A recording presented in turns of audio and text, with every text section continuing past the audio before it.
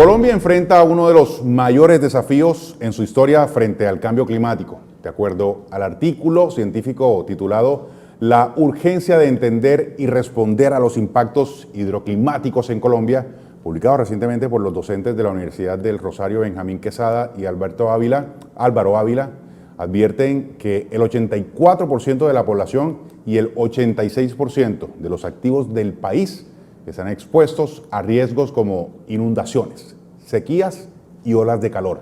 Explican por qué Colombia no está preparada para anticipar emergencias como las que atraviesan los departamentos hoy por hoy de Córdoba, de Sucre e incluso aquí en el sur de Bolívar.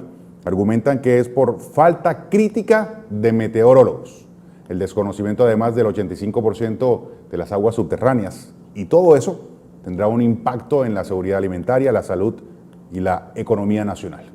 A continuación, una conversación clave sobre ciencia, prevención y las decisiones urgentes que el país no puede seguir aplazando. Por eso a esta hora quiero darle la bienvenida justamente a uno de los autores de este artículo científico. Él es el profesor Benjamín Quesada, climatólogo, profesor y director del programa de Ciencias del Sistema Tierra de la Universidad del Rosario. Bienvenido, profesor. ¿Qué tal? ¿Cómo está? ¿Cómo le ha ido? Buenas tardes, Jair. Muy bien, muchas gracias por la invitación. Bien, cuando ustedes advierten que el 84% de los colombianos está en riesgo climático, ¿de qué riesgos concretamente estamos hablando y qué tan cerca estamos de una crisis que ya no se pueda contener? Bueno, pues Colombia, a pesar de no participar tanto al cambio climático, recordamos que participa en un 0,5% de las emisiones globales de gases de efecto invernadero.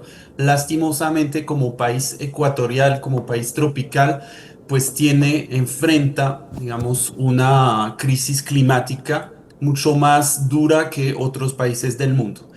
Y lastimosamente estamos recordando en este artículo, compilando varias cifras de varios reportes internacionales y artículos, y el Banco Mundial, por ejemplo, clasifica a Colombia como décima en el top 10 a nivel global en términos de riesgo económico que plantea el cambio climático, sobre todo a través de varios extremos climáticos. Estamos hablando de, por ejemplo, inundaciones, deslizamiento de terrenos debido a la precipitación, olas de calor o también pueden ser olas de frío o sequías.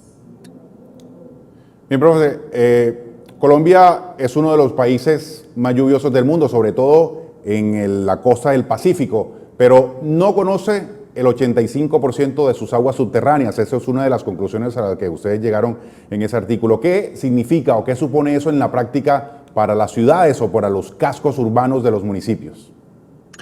Pues realmente varias cosas. O sea, nosotros nos damos cuenta que si uno busca por un ranking mundial de las precipitaciones a nivel de país, muchas veces se encuentra un dato como que Colombia estaría como el país más lluvioso, pero eso se basa en un año solamente.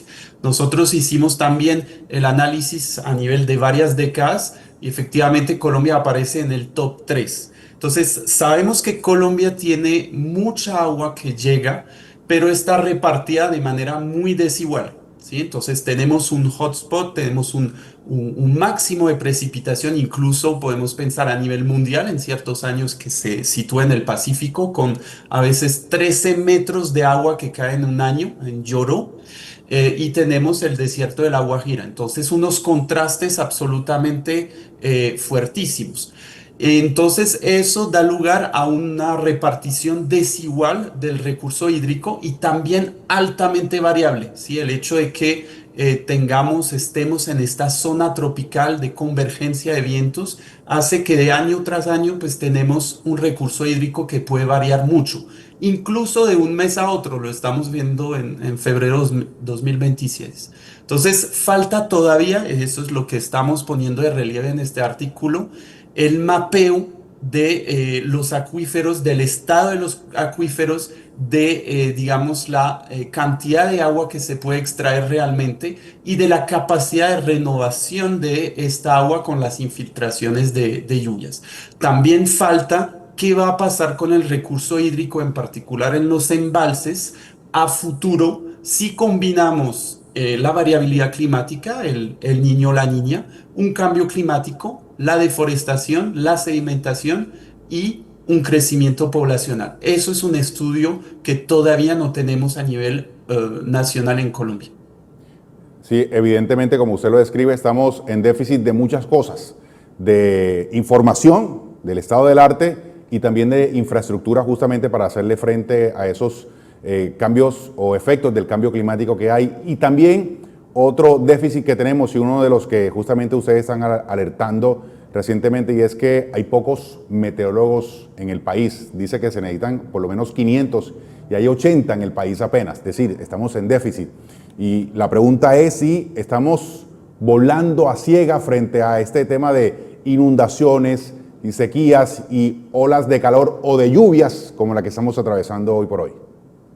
Sí, efectivamente, hay un déficit estructural de mano de obra técnica. Yo, por ejemplo, estoy a cargo de un pregrado en Ciencias del Sistema Tierra que busca justamente poder formar profesionales, pero se necesitan en varias regiones del país profesionales que puedan enfrentar estos desafíos ambientales. Las inundaciones necesita de varias disciplinas, no se necesita solamente un hidrólogo.